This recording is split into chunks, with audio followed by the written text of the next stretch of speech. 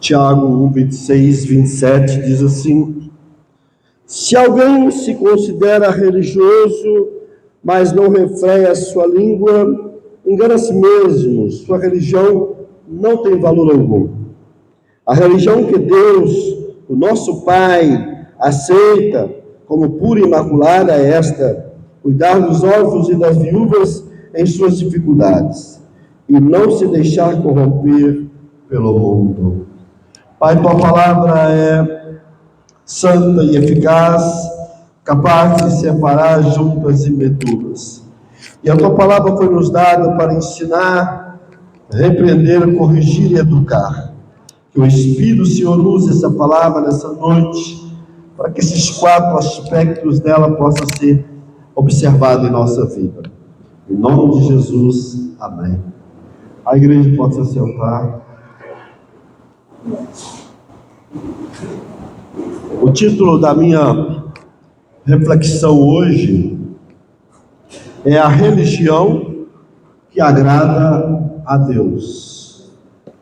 O título da pregação hoje é a religião que agrada a Deus. E o meu objetivo é mostrar que Deus rejeita, que Deus não rejeita a religião, mas rejeita a falsa religião.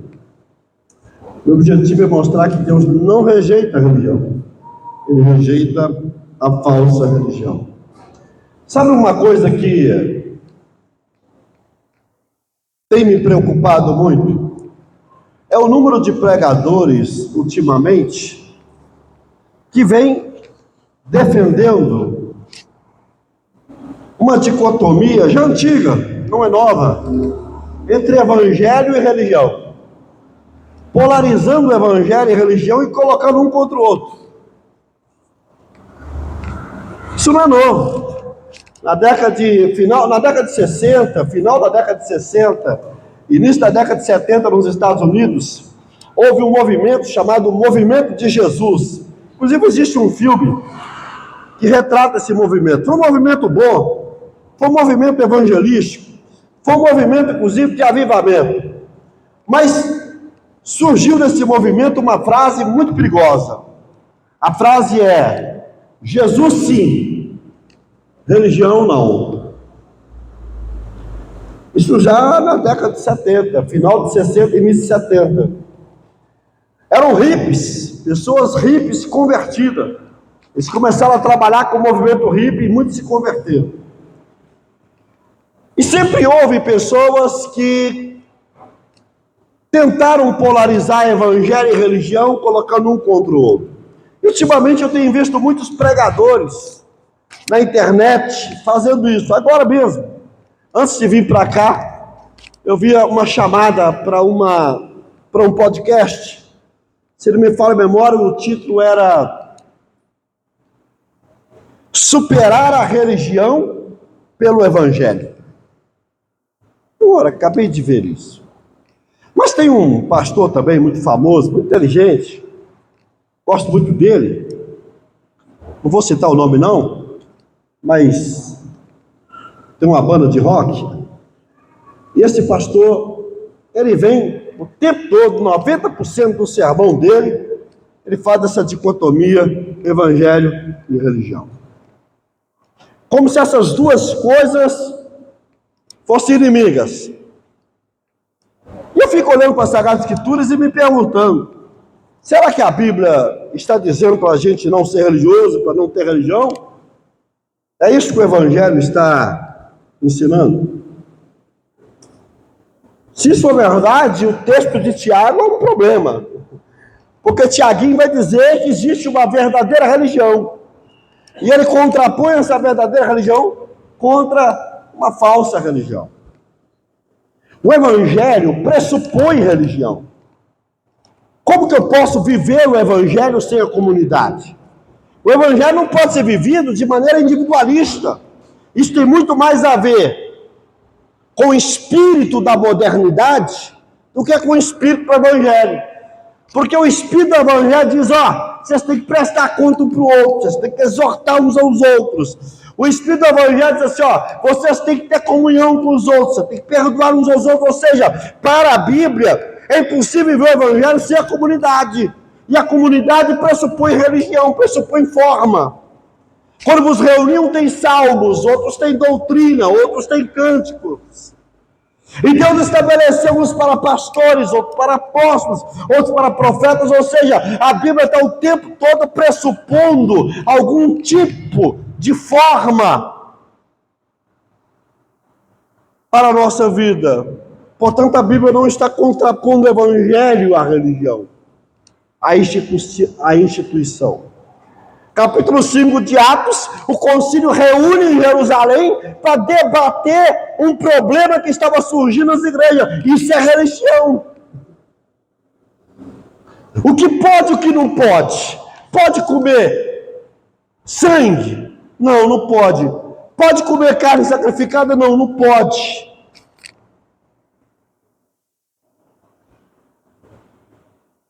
O concílio se reuniu para resolver.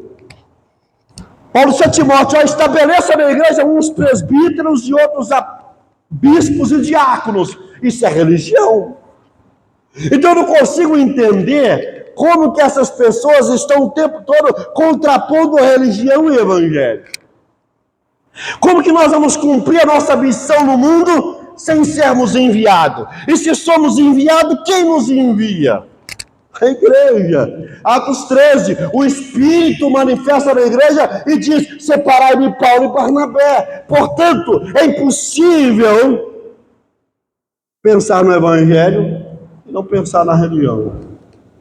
Mas as pessoas querem colocar assim, todo demônio tem a ver com a religião. O problema do mundo é a religião.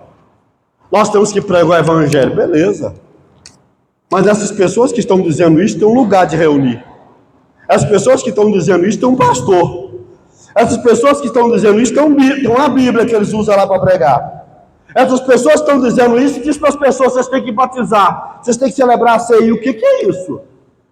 Lugar de reunião, dia de reunião, pastor liderando a igreja, Bíblia para organizar, para estabelecer as regras da igreja, batismo e ceia. Isso é religião. O problema não é a religião. É isso que Tiago vai querer mostrar para a gente aqui. O problema que o Tiago está querendo mostrar nesse texto não é a religião. É a religião vazia. É a religião inútil. É a religião sem valor. O que Tiago está querendo dizer é o seguinte, nós temos que combater esse tipo de religião. Aquela que é inútil, vazia e sem valor. Nós não temos que anular a possibilidade de existir uma religião. É interessante porque quando os discípulos estavam discutindo, debatendo sobre jejum, Jesus fala sobre odres e vinhos. E ele vai dizer, odres novos não suporta o vinho velho. O vinho velho não suporta. Você não pode colocar remendos em pano novo. O que Jesus estava querendo dizer com isso? Ele estava dizendo assim, se nós queremos pregar o evangelho novo, que é o vinho novo, precisamos de odres novos. Não podemos pregar o evangelho, que é o vinho novo, com esses odres da tradição caducada. O que Jesus está combatendo ali não é a ideia de existir um odre, tem que ter odre. Odre tem a ver com forma e religião. O que nós precisamos é de odres novos. O problema é nós entendermos que há coisas da religião que tem que ser extinta. Há coisas da religião que amarra. Há coisas da religião que adoece. Há coisas da religião que prejudica. Isso nós temos que repreender. Jesus está falando, troque esses odres velhos por odres novos. É só isso. Ele não está dizendo para jogar os odres fora e ficar só com vinho.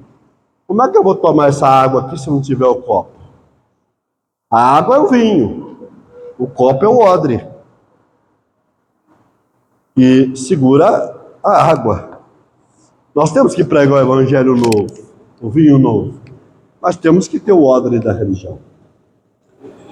Tendo dito tudo isso introdutoriamente, a minha pergunta é tentar entender, à luz desse texto aqui, qual é a religião que agrada a Deus? E eu quero elencar 3 coisas importantes. Qual é a religião que agrada a Deus? Partindo do pressuposto de que Tiago está dizendo que existe religião e que existe a falsa e a verdadeira, qual é, portanto, a religião que agrada a Deus? Anote aí. Primeiro é a religião que tem valor. Primeiro é a religião que tem valor. O verso 26 diz assim: se alguém se considera religioso, não refreia sua língua, engana a si mesmo, sua religião não tem valor algum. Então, ele está dizendo o seguinte: a religião que agrada a Deus tem que ter valor. Agora, olha que interessante. O Tiago faz 4 afirmações aqui. Primeira afirmação: se alguém se considera religioso. Segunda afirmação: não refreia a língua. Terceira afirmação: engana a si mesmo. Quarta afirmação: sua religião não tem valor algum. Eu quero falar um pouquinho sobre essas 4 afirmações nesse primeiro ponto aqui. Esse primeiro ponto. A primeira é: se alguém se considera religioso. Ele já começa fazendo uma pergunta extremamente pertinente. Ele está dizendo assim: se alguém se considera, ele está falando, cuidado para que você não tenha uma percepção errada de si mesmo. Cuidado para que você não ache que você é uma coisa quando você não é. Ele já começa fazendo isso. Ele já começa colocando em xeque essa questão. Você está se achando religioso? Você está se autodefinindo religioso, mas você é mesmo? Você passa no critério da verdadeira religião? Qual é a percepção que você tem de você? O que ele está tentando atacar aqui é essa visão de aparência. Eu quero aparecer para as pessoas que eu sou religioso, que eu sou temente, que eu busco a Deus, mas eu não sou nada disso. É interessante você estudar o Sermão do Monte, fizemos isso aqui na igreja, principalmente no capítulo 6, Jesus vai combater o tempo todo a hipocrisia. Ele vai dizer assim, quando você for orar, não ore para aparecer. Oração não tem a ver com performance religiosa. Oração não tem a ver com performance diante dos outros. Quando você for jejuar, lava o rosto. Para que ninguém saiba que você está jejuando. Porque jejum não tem a ver com performance religiosa. Quando você for dar esmola, não fica batendo o sino para todo mundo ver, olha aqui a minha esmola. Porque dar esmola não tem a ver com performance religiosa. O que Jesus está querendo combater no Sermão do Monte é que tem pessoas querendo parecer o que não é. Querendo se vender como religiosa, quando elas não são religiosas. Por isso ele começa assim: se alguém considera religioso. Interessante porque Paulo, em 2 Timóteo, capítulo 3, ele vai falar sobre o tempo do fim. Já no verso 1 ele fala que o tempo do fim seria marcado por coisas difíceis. Muitas coisas difíceis vão aparecer. Inclusive, ele vai falar da ingratidão, como marca do tempo do fim. Mas no verso 5, ele vai dizer o seguinte: que no tempo do fim vai ter pessoas que vão aparentar ser religiosa, mas não são. Aparentar ser piedosa, mas essa piedade deles não tem em si, não traz em si o poder dessa piedade, porque essa piedade deles é uma piedade de aparência. Eles querem se vender piedosos, mas não são. Essa ideia de viver de aparência é comum. Mateus 7, Jesus Cristo vai dizer, tem muita gente por aí dizendo Senhor, Senhor, tem muita gente por aí fazendo culto, tem muita gente por aí fazendo culto de libertação, campanha para expulsar demônio, tem muita gente aí orando os demônios capeta caindo, saindo, tem muita gente aí por a mão acontecer milagre, mas eu tenho nada a ver com vocês, eu não conheço vocês. falar que Jesus é o Senhor, orar em nome de Jesus, fazer culto de libertação, isso não tem nada a ver comigo. Ou seja, pessoas que estão no meio da fé, que querem se vender religiosas, mas não são. Paulinho, no capítulo 12 de Romanos, versículo 13, vai dizer assim: olha, não tenha sobre vocês uma visão distorcida, acima do que vocês são. Paulinho está dizendo assim: cuidado, tem muita gente tendo uma autovisão que não corresponde à realidade. Na verdade, a gente sempre tem um pouquinho de visão distorcida de nós mesmos, né? A gente se vê de um jeito, mas o marido não vê você como você se vê. O filho não vê você como você se vê. O amigo não se vê, percebe? A gente tem, muitas das vezes temos uma visão de nós mesmos errada. Então o Tiaguinho vai dizer: cuidado. Se alguém se considera religioso, se alguém frequenta culto, se alguém dá o dízimo, se alguém canta na igreja e por isso se considera religioso, cuidado. Se alguém vem no culto todo domingo e por isso se considera religioso, cuidado, porque isso não é o critério para dizer se você é religioso. O critério é mais embaixo. Só ir na igreja não muda nada, só cantar não muda nada. E nós temos que pensar nisso. Mas aí ele apresenta uma segunda afirmação. A segunda é: se alguém se considera religioso, mas não refreia sua língua, aí ele aperta, né, o cinto. Aí ele começa assim: você se acha religioso porque você vai no culto? Você se acha religioso porque você está dando sua oferta, seu dízimo? Você se acha religioso porque canta na igreja, no coral, porque dança, ou porque você prega? Mas você refreia sua língua? E aqui eu acho que o Tiaguinho, ele pega num ponto muito profundo, porque ele pega no problema do domínio próprio. Deixa eu falar uma coisa para vocês: quem não domina a sua língua, não domina seus apetites. Quem não domina a sua língua, não domina seus impulsos. É uma correlação. Quando ele fala, você refreia a língua, e é interessante porque a palavra refrear, na gramática do grego do Novo Testamento, só aparece aqui. Ele está dizendo, você bota freio na sua língua, porque se tem uma coisa difícil, é refrear a língua. Não é? A língua coça para falar, não é? A gente quer falar o tempo todo. Você está ali, você está vendo um videozinho, né? E já manda, né? Aquela pessoa que vê um vídeo engraçado e manda para todo mundo, quer que todo mundo ri, igual ela riu, né? E a gente não está nem aí pro vídeo dela. Está doido. Não é que essa pessoa acha graça desse negócio? Pelo amado God, meu Pai do céu. Claro que tem, né? Tem coisas que eu acho engraçada, a minha esposa não acha, né? Às vezes eu vejo ela rindo sozinha lá, falei, ela vê os vídeos. E ela começa a rir. Não para não, gente. Quase que tem que ir lá ajudar para não passar mal e perder o fôlego, né? A gente quer contar para todo mundo. Nós temos uma tendência. Então, ele está dizendo assim, se você não consegue calar essa boca de sacola sua, então você não é religioso, filho. Porque se tem uma marca do religioso, é que ele é controlado na língua. Ô, gente, se isso for verdade, nós estamos ferrados. Porque de todos os pecados desse meu 40, eu faço 39 anos agora, daqui a pouco, em maio, faço 39 anos de pastor. Posso falar uma coisa com vocês? O pecado mais recorrente na igreja é a fofoca.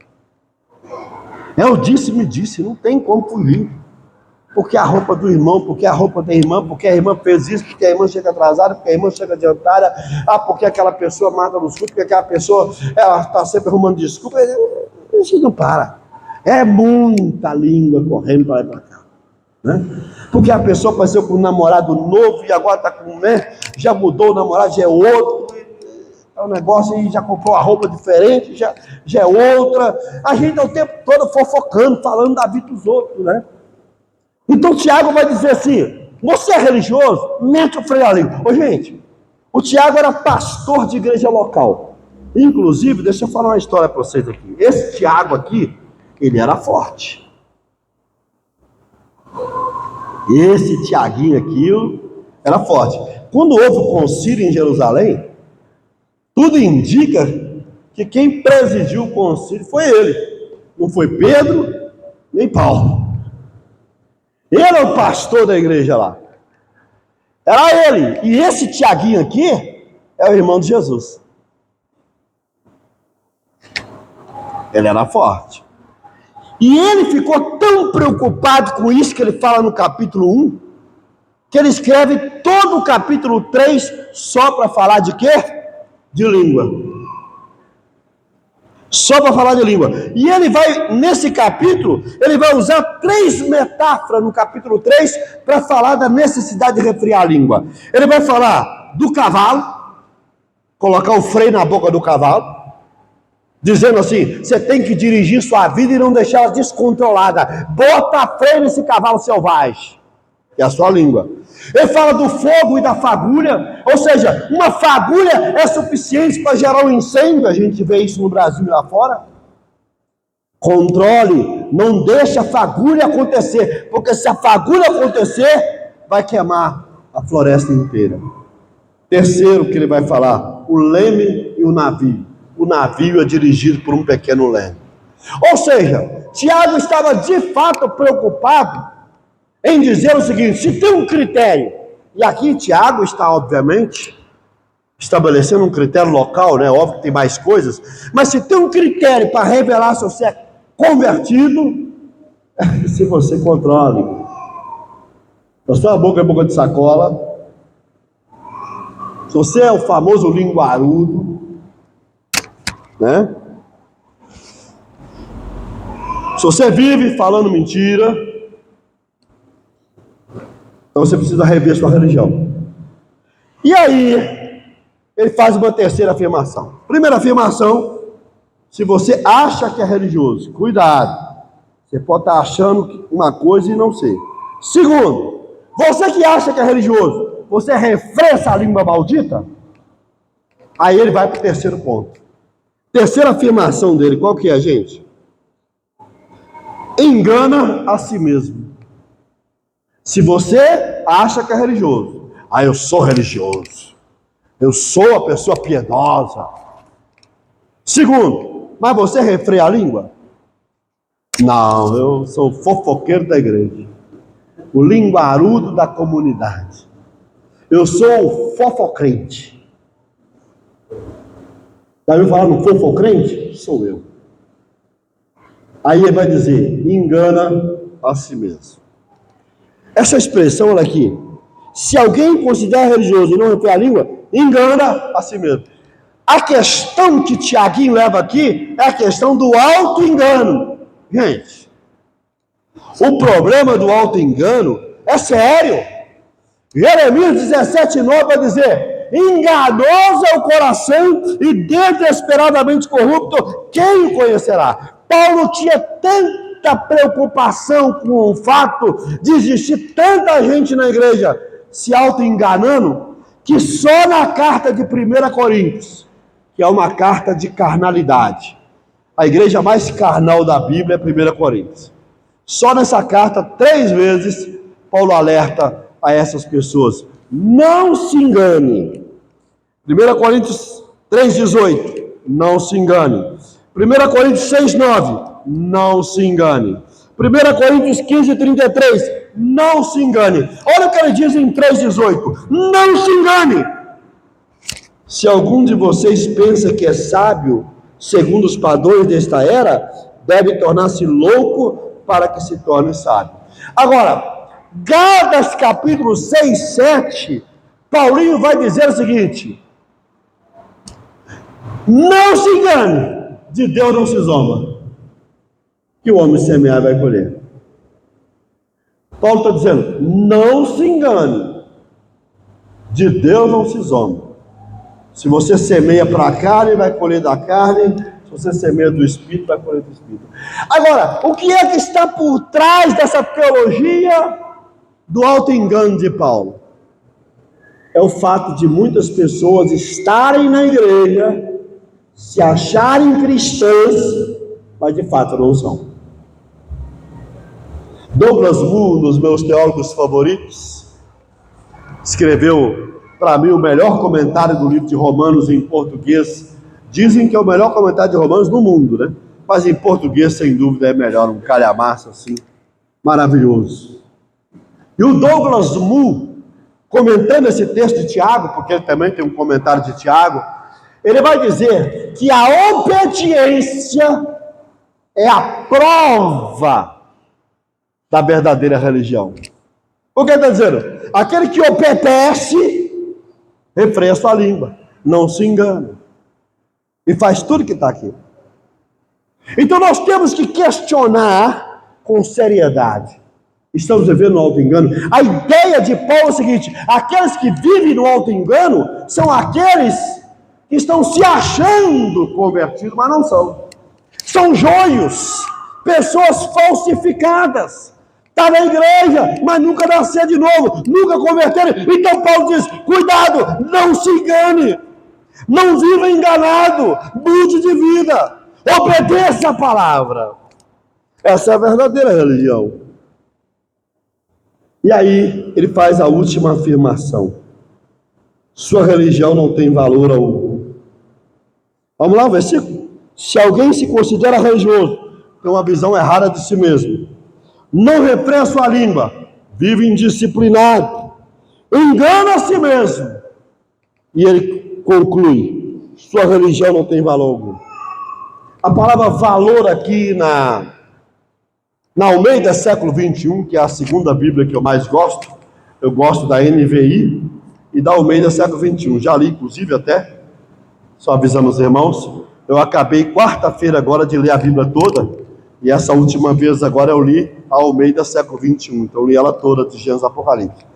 Então eu acabei agora quarta-feira e já comecei a segunda leitura da Bíblia toda, e dessa vez agora eu vou um pouco mais ousado. Eu estou lendo a Bíblia de Jerusalém, a Bíblia católica. Eu comecei a ler a Bíblia de Jerusalém, pretendo terminar em dezembro de ler a Bíblia toda pela segunda vez. E é interessante a gente pensar que a Almeida século 21 vai dizer: essa religião é inútil. É a segunda versão que eu gosto, é isso que eu disse, né? É a NVI e a século 21, usa as duas para equilibrar uma a outra. As duas foram feitas pelo Luiz Saião. Queridos irmãos, Aná vai dizer: é vã. Então, três palavras: sua religião é vã, é sem valor e é inútil. Aquela pessoa que se acha religiosa, porque vai no culto, porque frequenta uma reunião aqui e outra ali, não refreia sua língua do mal, engana a si mesmo, e a sua religião é inútil, vale nada. É isso que ele está falando, tem valor algum. A expressão vã aqui, usada pela Aná, e que aqui traz valor, e que a Almeida 21 traz inútil, traz a ideia seguinte: existe dois tipos de religião vã. Primeiro, é aquela pessoa que pratica a verdadeira religião de maneira falsa, errada. Tem gente que pratica a verdadeira religião de maneira falsa, de maneira errada. Segundo, aquele que não pratica a verdadeira religião, mas pratica a religião pagã. Vocês querem ver uma coisa?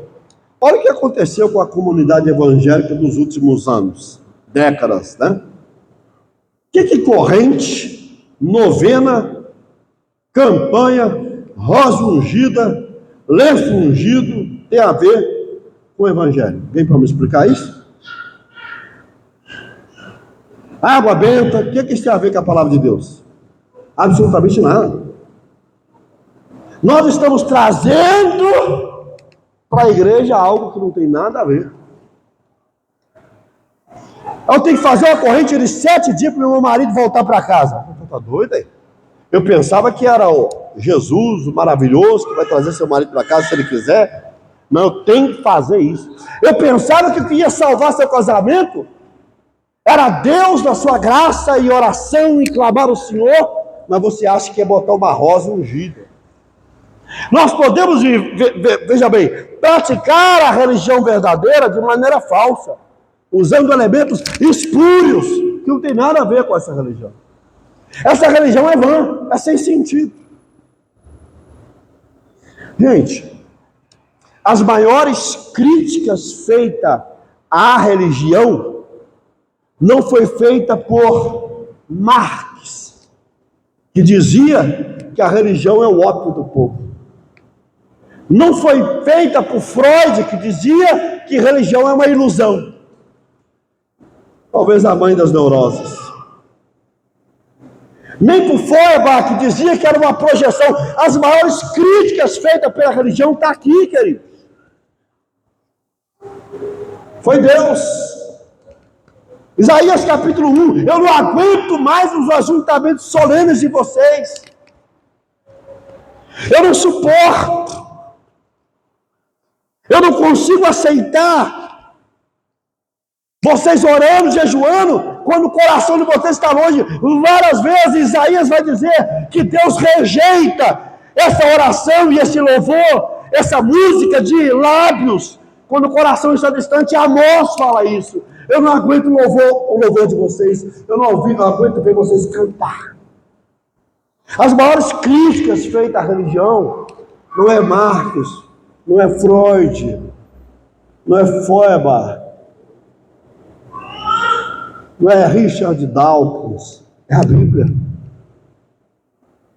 Jesus vai criticar essa religião no capítulo 15, no capítulo 23 de Mateus. Ele critica essa religião falsa, religião vazia, sem valor, inútil, não presta para nada. Esse tipo de religião é que nós temos que combater e não polarizar religião e evangelho. Esse tipo de religião que nós temos que rejeitar. Mas vamos aí para o segundo ponto. Qual é a religião que agrada a Deus? É a religião que é pura e sem mácula. Primeiro, é a religião que tem valor. Essa é a religião que agrada a Deus. Ela tem valor, ela não é vazia, não é inútil, né? Não é vã. Segundo, é a religião pura e sem mácula. Olha o verso 27. Se alguém se considera, verso 27, a religião que Deus, o nosso Pai, aceita como pura e imaculada. A religião que agrada a Deus é pura e imaculada. É importante a gente entender, e aqui eu quero pedir a ajuda do meu amigo João Calvino, quando Calvino diz o seguinte, que aqui Tiago não está definindo amplamente a religião. Aqui ele está dizendo, a verdadeira religião tem que ter isso. E não pode ter menos que isso. Ou seja, a religião verdadeira para Calvino é mais ampla do que Tiago está falando. Mas não é menos do que o Tiago está dizendo. Gravou isso? A religião verdadeira não pode ser, diz Calvino, menos do que está sendo dito aqui. A religião verdadeira não pode ser menos, ela pode ser mais do que está sendo dito aqui. Ela pode acrescentar mais coisa, mas menos do que está sendo dito aqui não pode. E é isso que nós temos que ter em mente. Mas a primeira característica dessa religião pura e sem mácula é que ela é teocêntrica. Ele já começa assim, 27, a religião que Deus, o nosso Pai, aceita. Agora, eu gostei da tradução que é feita, queridos irmãos, me fala a memória, pela Almeida, século 21, que diz assim, a religião diante de nosso Deus e Pai. Eu gostei, porque o ponto de partida da verdadeira religião é se essa religião é diante do nosso Deus e Pai. É se o critério central dessa religião é Deus. Deus se agrada da sua religião. Deus está satisfeito com a sua religião. Deus aceita a sua religião? Então ele começa dizendo, a religião que Deus, o nosso Pai, aceita. A outra tradução diz, a religião diante do nosso Deus e Pai. Ou seja, tanto uma afirmação quanto a outra está dizendo, o ponto central para avaliar a nossa religião é, Deus aceita a sua religião? Deus concorda com ela? Ela é centrada em Deus? Deus é o centro dessa religião? Você está preocupado em agradar a Deus com a sua religião ou as pessoas? Porque o que nós vemos em Mateus é, 2 esmola para os outros verem, jejum para os outros verem, oro nas praças para os outros verem. Você está fazendo religião para aparecer? Para que as pessoas saibam o quanto você é religioso? Você canta para aparecer? Você dá o dízimo para aparecer? Você prega para aparecer? Ou o que você faz é importante só para Deus? Deus está vendo, está ótimo. Nossa, eu fiz aqui na igreja e não citaram meu nome. Nossa, eu realizei aquilo. Isso é preocupante. Eu lembro que nós fizemos aqui uma campanha para ajudar a igreja numa questão financeira que nós estávamos passando, e a gente conseguiu o dinheiro. Numa só noite a gente arrecadou todo o dia. Foi bênção. Aí o irmão chegou e falou assim, eu quero que você faça uma placa com o nome de todas as pessoas, uma placa mesmo, que é as placas bonitas, de inox, e você vai colocar o nome de todas as pessoas que participaram da campanha, e vai colocar em cima, investidores do céu. Eu olhei para ele e falei assim, não, aqui não. Por que você não vai fazer? Porque não. Tem nada a ver, irmão. E os outros que não deram? Não investe, não? A vida todas deles na igreja não fez sentido? Só esses aqui que estão dando oferta, que ajudou, é que vai estar na placa? E eu não fiz a placa. A questão chave é para Deus ou é para os homens? Então ele já começa assim, a religião que Deus, o nosso Pai, aceita, ou na versão anterior, a religião diante de Deus, porque os puritanos usavam uma expressão que chama coram Deo. Coram Deo significa uma frase latina, diante de Deus. Nós vivemos a vida cristã para a glória e para a honra de Deus. É isso que Paulinho vai dizer no capítulo 10 de 1 Coríntios, quer comais, quer bebais, ou fazeis qualquer outra coisa, façam para a glória de Deus. Posso ouvir amém? A religião, queridos irmãos, pura e sem mácula, é primeiramente sem mácula, é teocêntrica. Mas em segundo lugar, a religião pura e sem mácula se expressa em amor prático. Olha o que ele diz. A religião que Deus, o nosso Pai, aceita, ela é teocêntrica diante de Deus. Ele vai dizer, como pura e imaculada, é esta, cuidar dos órfãos e das viúvas. Aí ele dá um passo à frente. A religião que é pura e sem mácula, ela se expressa no amor prático. E aqui nós temos que trazer à tona um fato. Órfãos e viúvas era uma realidade crítica daquela época. Primeiro, porque havia muitas guerras. E nessas guerras, os homens morriam. E aquelas mulheres ficavam como? Viúva. Muitas das vezes como? Com criancinha pequena. Quem vai cuidar delas? Além disso, havia as pestes. Muitas pestes assolavam aquela sociedade, dizimavam e matavam aquelas pessoas.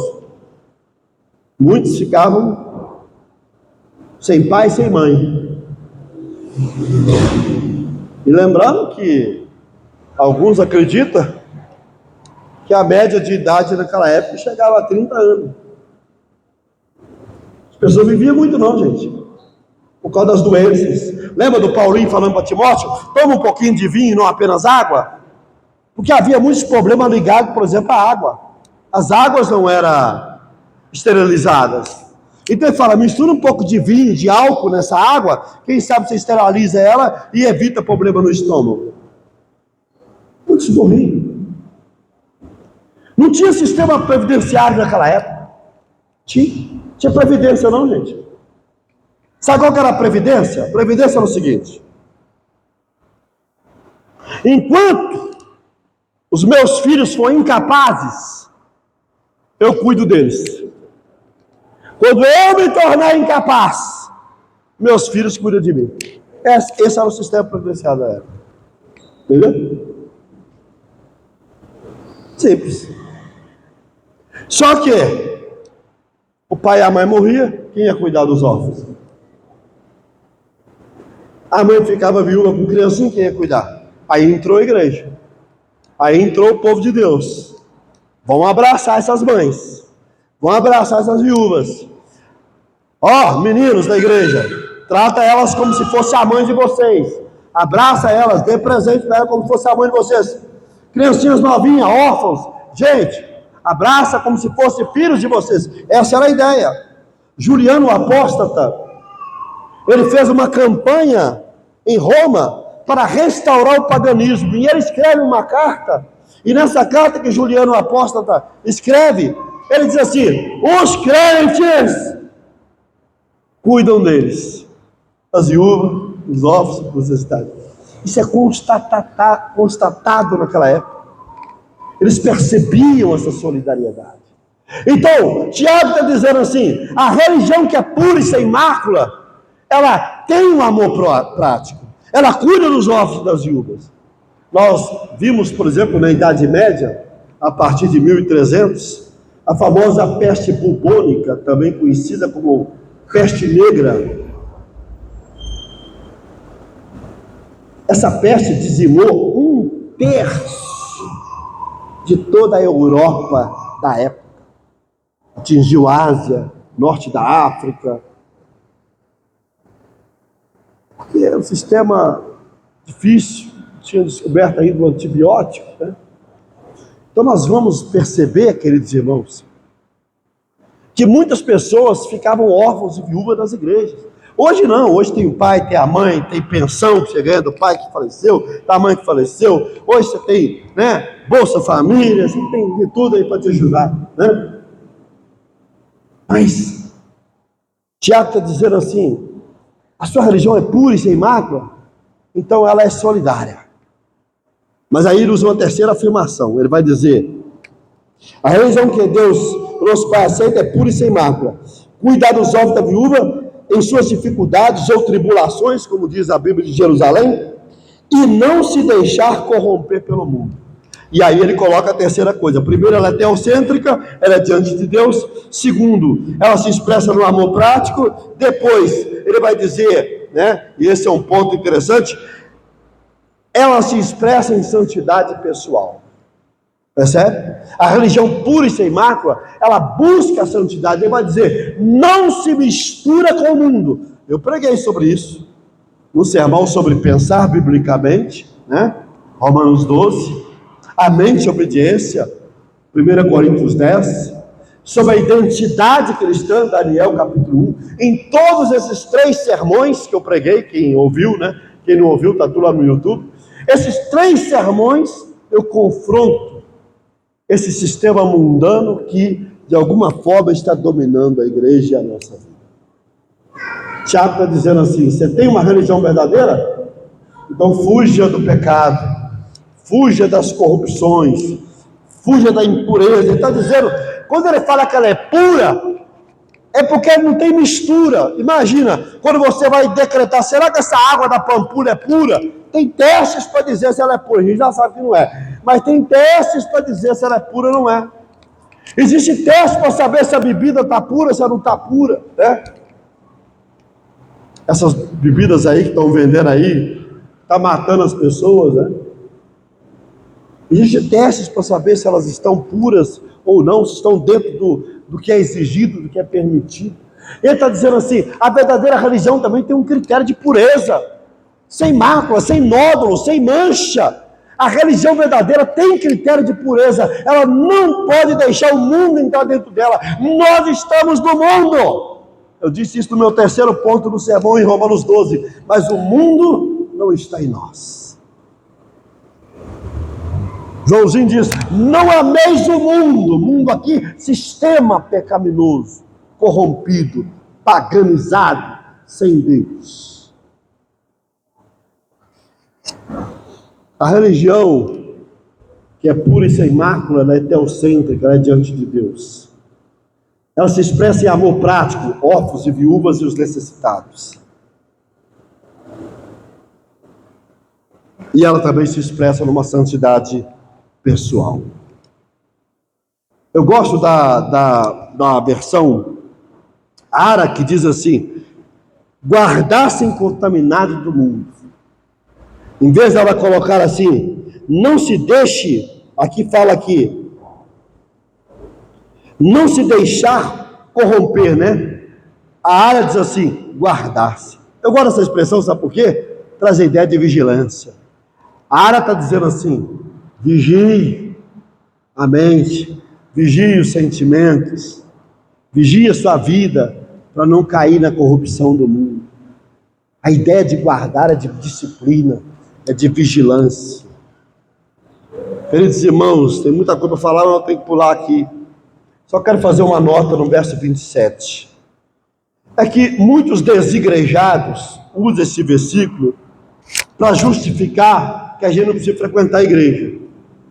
Está vendo? A religião verdadeira é só visitar órfãos e viúvas e não se contaminar com o mundo. Fazendo isso a gente já está pronto. Não precisa ir na igreja. E aí eu volto com João Calvino. A religião verdadeira não pode ter menos do que isso. Visitar órfãos e viúvas e se contaminar, e não se contaminar com o mundo. A religião verdadeira não pode ter menos que isso, mas ela pode ter mais. Hebreus 10 diz, não deixai-vos de congregar. Está lá, no nosso 5:6. Nós temos que entender que todo da Bíblia tem que ser trazido para dentro da nossa religião.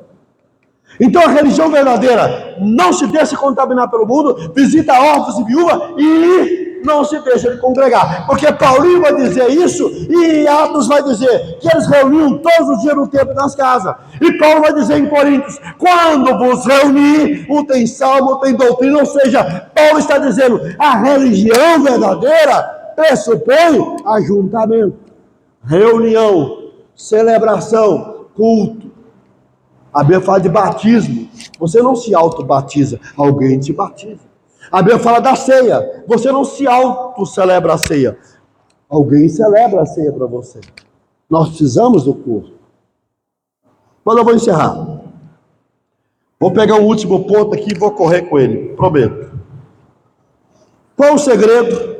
Ou qual é a religião que agrada a Deus? É a religião que é equilibrada. Vou explicar isso. É a religião que é equilibrada. No primeiro ponto, eu disse que é a religião que tem valor. Não é inútil, não é vazia e não é vã. No segundo ponto, eu disse que é a religião pura e imaculada, que é teocêntrica, que se expressa no amor prático e que se expressa em santidade. Mas, em terceiro lugar, é a religião equilibrada. E por que eu trouxe esse ponto aqui? Porque se nós olharmos o texto e o contexto, Tiago está falando de equilíbrio. Por exemplo, no capítulo 2, versos 17 e 26, Tiago fala do equilíbrio, por exemplo, no capítulo 1, verso 22, Tiago fala do equilíbrio entre ouvir e praticar. Olha o 1:22. Sejam praticantes da palavra e não apenas ouvintes, enganando-se a si mesmo. Mais uma vez a expressão enganar a si mesmo. Ou seja, para Tiago, a verdadeira religião equilibra ouvir e praticar. William Barclay diz que obediência é ouvir e fazer. Ouvir e praticar. Jesus encerra o Sermão do Monte com uma parábola de obediência sobre os dois construtores, o insensato e o sensato. Percebe, queridos irmãos? Tiago está dizendo assim, a religião precisa equilibrar, ouvir e obedecer. É por isso que o Douglas Moore vai dizer que a essência desse versículo aqui é mostrar que a verdadeira religião, a sua essência está na obediência. Porque se ela diz que eu tenho que visitar órfãos e viúvas e não se contaminar com o mundo, e isso tem que ser feito diante de Deus, eu tenho que obedecer isso, eu tenho que colocar isso em prática. Então, como que eu posso ter uma religião verdadeira, onde eu ouço, mas não obedeço, não obedeço e não obedeço? Aonde a palavra entra no meu ouvido e sai no outro. Ele está dizendo assim, coloque em prática. Você não acabou de ouvir que a religião que tem valor não pode ser vã, não pode ser inútil, tem que refrear a língua do mal? Obedeça, coloque em prática. Você não ouviu dizer que a religião verdadeira visita órfãos e viúva, e a gente pode aumentar isso aqui, ajuda qualquer pessoa que precisa, ame o seu próximo como a si mesmo? Põe isso em prática. Não diz para você fugir do pecado, não se contaminar com o mundo, obedeça. Então, a essência da religião verdadeira é que ela equilibra ouvir e obedecer, ouvir e praticar. Segundo, a religião equilibrada é aquela que equilibra fé e obras. Olha o capítulo 2, 17 e 26. Capítulo 2 de Tiago, verso 17 e 26. 17. Assim também a fé por si só, se não for acompanhada de obras, está morta. 26. Assim como o corpo sem o espírito está morto, também a fé sem obras está morta. É isso que ele está dizendo aqui. Você não diz que é religioso? Não diz? Então, pratica boas obras, visita os órfãos e a viúva. É isso que ele está dizendo. Muitos acreditam que existe uma contradição entre Paulo e Tiago. Lutero acreditava nessa tese. Mas não existe. O que Paulo está dizendo é, sem fé, ninguém será salvo. Paulo está dizendo assim, vou trocar aqui, fazer um trocadilho. Paulo está dizendo assim, me mostra a sua fé, que você é salvo, por meio da sua fé. Mas dessa fé vai se demonstrar em obras. É por isso que o capítulo 2 de Efésios, ele vai dizer que nós somos salvos pela graça, mediante a fé. Isso não vem de obras, mas ele conclui dizendo, para praticar as boas obras. Tiago diz assim, me mostra a sua fé sem as obras. Se você tem fé, mas não tem obra, eu não acredito na sua religião. Paulinho está dizendo o contrário. Se você diz que tem obra, mas não tem fé, eu também não acredito. Ou seja, a fé é o pressuposto das obras. E as obras é a consequência da fé. Então tem que haver equilíbrio entre fé e obra. Você não diz que serve a Deus, que é religioso? Me mostra as suas obras. Refreia sua língua do mal. Você não diz que é salvo? Me mostra as suas obras. Ajude quem precisa. Olhe para o lado, olhe para o pai, para a mãe que está precisando, para o amigo, para a amiga e assim por em diante. Ajude as pessoas. Você não diz que é salvo? Você não diz que é religioso? Me mostre a sua fé, por meio da sua prática. Então a religião verdadeira equilibra não só ouvir e praticar, ela equilibra fé e obras. E por fim, ela equilibra a religião vertical com a religião horizontal. Primeiro, a religião verdadeira, ela é vertical. Ele já começa assim, a religião que Deus o Pai aceita. Ela é vertical. O importante é Deus. Posso ouvir amém? Se Deus não aceita, não adianta. E ele diz, não se contaminar com o mundo. Por quê? Porque Deus não quer que você faça isso. Então a religião era primeiramente vertical. Mas ela é horizontal. Olha para os lados. Tem alguém do seu lado precisando de uma cesta básica? Tem alguém precisando de uma palavra amiga? Tem alguém precisando de um aconselhamento? Tem alguém precisando de um trabalho voluntário porque não tem dinheiro para pagar e você tem o recurso e você pode dizer, olha, eu não vou cobrar de você porque eu sei que você não tem recurso, então eu vou fazer de graça para você. Ou então, quando você tiver, você me devolve. Isso está nos dois grandes mandamentos. O que diz os dois grandes mandamentos? Amar a Deus sobre todas as coisas, religião vertical. Amar o próximo como a si mesmo, religião horizontal. Tem muita gente que só tem religião vertical, vem para a igreja, canta, arrepia, pula, chora, cai no chão, etc e tal, fala em língua. Mas na segunda-feira é o cão chupa-manga. Né? Bate na esposa, xinga o patrão, canta a menina da academia, ou o rapaz, né? E tem uns rapazes bonitão também. Antigamente as meninas não falavam não, mas agora elas falam. Eu estou na academia, voltei para a academia, eu falei assim, falando para outra assim, quase que eu não consigo nem respirar. Porque passou o bombadão lá, bonitão. Falei, fiz. Fiz, né? Nós temos que buscar esse equilíbrio entre vertical e horizontal. Esse excesso de culto, de falar com Deus, de falar em línguas, de louvar, mas que não perdoa, mas que não ajuda o próximo. Eu tenho medo dessa religião, né? Nada contra ir na academia não, gente, tem que ir mesmo. A gente precisa da tal da academia. Não é fácil não, a gente precisa, né? Mas nós temos que entender, queridos irmãos, que o verdadeiro cristianismo é para cima, mas é para os lados também. E muitas das vezes, queridos, nós não queremos esse equilíbrio. Nós só queremos ir na igreja. A gente está ajudando o pai e a mãe. Nós não estamos nem sequer honrando pai e mãe, irmãos. Tem filho que não visita os pais. Eu não sei como é que funciona isso nenhum. Não visita o pai nem a mãe. Fica 1 mês, 2 meses sem ver o pai. E às vezes o pai e a mãe estão internados. Não vai lá não. Eu fico pensando, como é que isso é possível? Né, amado? Tá certo que tem histórico, tem problemas familiares, nós entendemos. Mas tem que passar por cima, né? A Bíblia não manda se amar sua mãe e seu pai. Já viu isso na Bíblia? Ama seu pai e sua mãe. Já viu isso na Bíblia? Nunca vi. Ela manda honrar pai e mãe. É diferente.